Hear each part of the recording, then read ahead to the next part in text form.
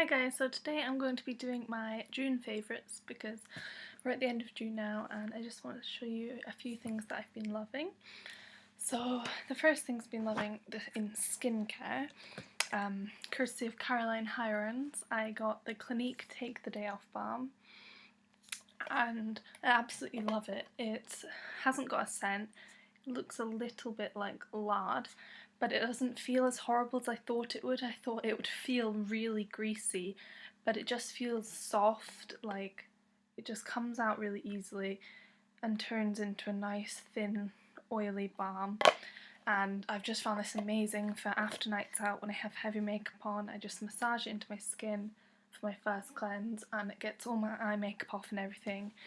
Whereas the micellar water from La Roche-Posay, which I also use when I have lighter makeup on to take it off, it just doesn't take eye makeup off as well as this does. This just makes me feel like it's got the bulk of my makeup off, which leads me on to my next thing, also recommended by Caroline Hirons, because I ran out of my Core Silver Soap Cleanser, which was very expensive, so I thought I'd just try out a more budget one, and this is the Ultimate by Soap&Glory, and it's a hot cloth cleanser, which is apparently similar to the Lizelle one, but I'd read that Lizelle has a few ingredients in it that aren't great for oily and acne prone skin like mine is. So I've been trying this for about 1.5 weeks now and I absolutely love it. It's just it's a lovely smell.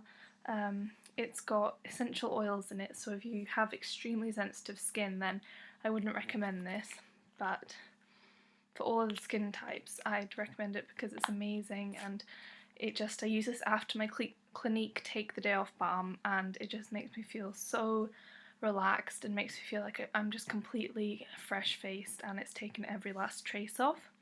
So that's my second favourite. Third one, and final one in skincare, is the Astringent Micro Exfoliant from La Roche-Posay, and I just thought I'd try this out because the only part of my skincare routine that I didn't have was a micro exfoliant or an exfoliant at all, so I've seen Caroline Hirons recommend the Pixie Glow Tonic, but I read that that's more for drier skin, so I know that La Roche-Posay is for either all skin types or oily and acne prone, which I've used it for, and that's the skin type I have, and I found this really good because I just use it after cleansing and before my serum and moisturiser, and I've just found it seems to just take away the dead skin cells and just makes me look a bit more refreshed. I don't know, but I think it's helped my skin anyway, so that's that, and it's blue, which is pretty cool. My next thing is the Too Faced Primed and Poreless Primer, which I got about half a year ago. Yeah, the thing's 12 months, it's okay. And I asked the woman if I should get the oil-free one, and she was like, oh no, you should treat your oil, not get an oil-free primer. So I got the normal one. I was like, oh, it's not going to be very good, and I used it once, and I just didn't like the look and feel of it. It's just this skin-coloured silicone-y average primer, really. But it's skin-coloured so that you can wear it on its own, although it's nowhere near enough coverage for me to wear it by itself. But for some reason I just remember not liking it, whereas I tried it again a few weeks ago and I realised that my makeup was far less oily when I used it before putting on my foundation. I just found like halfway through the day, like at midday when I put it on at 8 o'clock before work, my skin just wasn't like a completely greasy covered mess, which is also in conjunction with another thing that I'll show you, but when I was using the other thing it lasted a bit longer, and then with this it lasts even longer, my makeup, so I've been loving that in June because it's really helped my makeup stay on, and I'm almost done, so I'm going to have to repurchase that. And the next thing is the Amazing Cosmetics Amazing Concealer.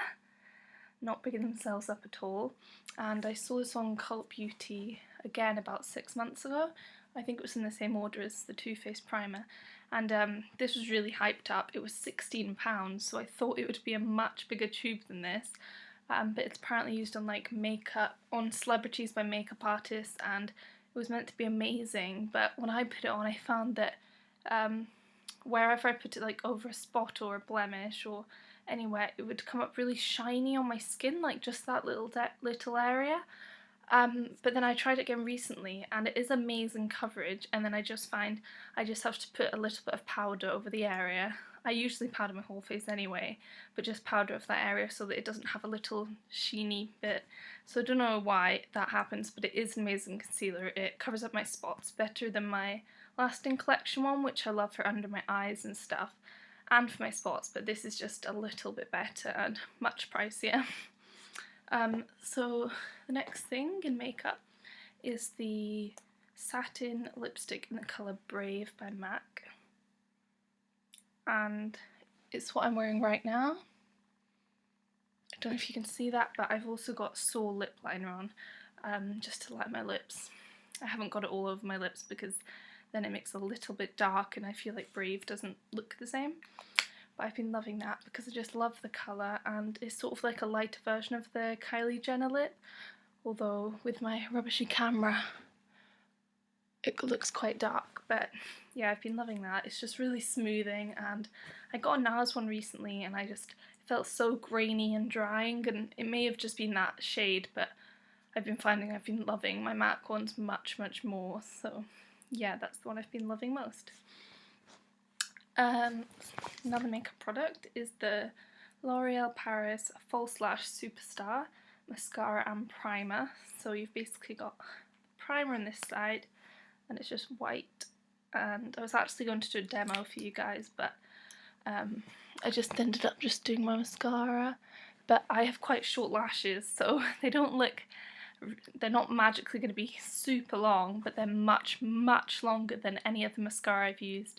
And I had, before this one, I had the Too Faced Better Than Sex, and that was really good, but it still did not lengthen them as much as this one.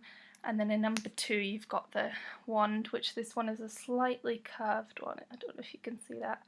So yeah, even though you don't get as much product, it is $10.99 and you obviously get like sort of half and half of each, but I definitely say it's worth it because without the primer, I tried it like this morning just quickly, I didn't have time to prime them, just used the mascara, and it was good but nowhere near as lengthening, because the white primer I can literally see my eyelashes getting so much longer and clinging, like it's got fibres in it, so it literally makes your eyelashes longer, not just look longer. And you just wait about 30 seconds for the primer to dry, and then you just put the mascara on top, and I've just found it really good. And also with the primer, my Too Faced Better Than Sex always smudged under my eyes, whereas with this it never does, even when I'm all hot and sweaty at work all day. So yeah, that's amazing. The last thing is the Urban Decay De-Slick Makeup Setting Spray, and I got a sample version of the All Nighter, and I've been trying that and I was like, wow, this is amazing, my skin's not as oily, and that was before I discovered the primer, so it was working, but now it works even better in conjunction with the primer, because I never thought primers worked for me. And this is just basically amazing. It's the full-size version. I definitely think it's worth it, and I don't really see the difference in the All Nighter one and this one. I think maybe this is just slightly better oil control, whereas the All Nighter sort of keeps your colours vibrant on your makeup if you're going for like a big look on a night out. So I kind of want to purchase the All Nighter as well for when I go to university and I'm up like all night and things, but for daytime I use this, even though some people would think that's a bit extravagant to be using it every day, but for someone with extremely oily skin like me, it's really good. So yeah, that's my final thing, and I hope you enjoyed the video, and if you liked it, give it a thumbs up and subscribe if you'd like to, and I'll hopefully see you soon. I'm sorry that I haven't been uploading really regularly, but it's because I'm just starting out and I'm preparing for university, so I'm quite busy. But if you have any video requests, then just give me a comment and I will try my best to do them for you. Thanks for watching, bye.